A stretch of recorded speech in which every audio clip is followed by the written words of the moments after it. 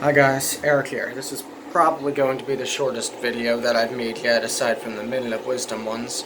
It was more of an aha moment, and I was like, oh, I have to share this with everybody. So, why INFJs get bored easily. Now, this is mostly for those who begin to exert their tertiary function as they get older, their TI. And, I mean, it can happen from a younger age, but at least not from my experience and understanding. But basically, you guys you may not know this, but the subconscious mind, I talked about it in my other videos, processes information approximately 500 times faster than your conscious mind.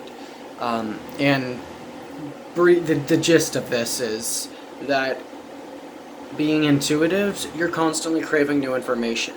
But being introverted intuitives, you're constantly trying to figure out the deeper meaning behind things, which is part of what makes INFJs unique in desiring philosophy and understanding why do horoscopes work or not work. But why do they seem accurate? What is it about personality tests that sometimes is it really generalizations? Is it really going deep into the topics and trying to figure out, is it, how does it work mechanically?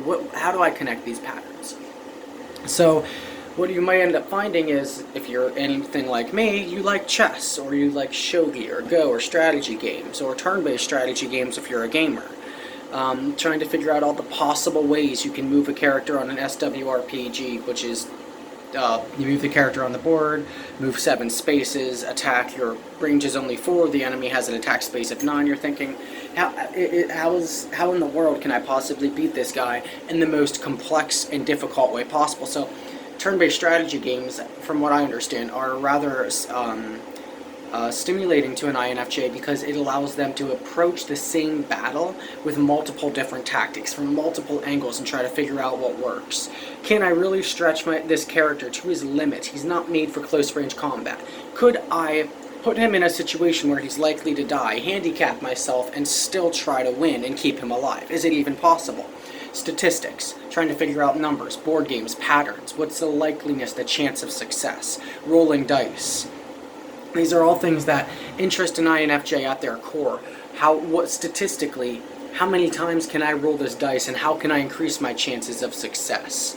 In a game of Roll20, using D8 exploding dice has a higher chance and I'm talking tabletop now, using a D8 dice has a higher chance of exploding. But if I roll 4 d20s versus 10 d8s, statistically speaking, if I use a martial artist who has a double chance of critting, if he gets an 18 or higher, what's the chances of using a d20 instead of a d8 to deal more damage?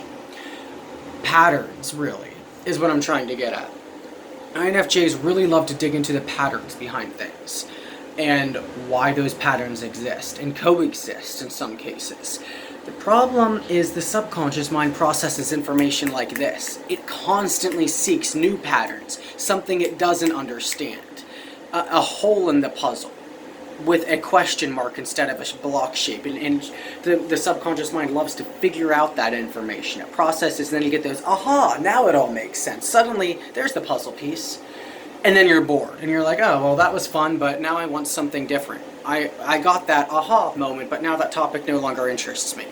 Time to start thinking about something else, and all of a sudden you feel like this kind of emptiness, like, man, it was a lot more fun when I was still trying to figure out what that aha was. And then the moment you get it, you're just like, oh, and the thrill's over. The reason for this, INFJs, and it's not for everybody, is because of you being primarily intuitive processed, using intuitive processing, you know what I mean,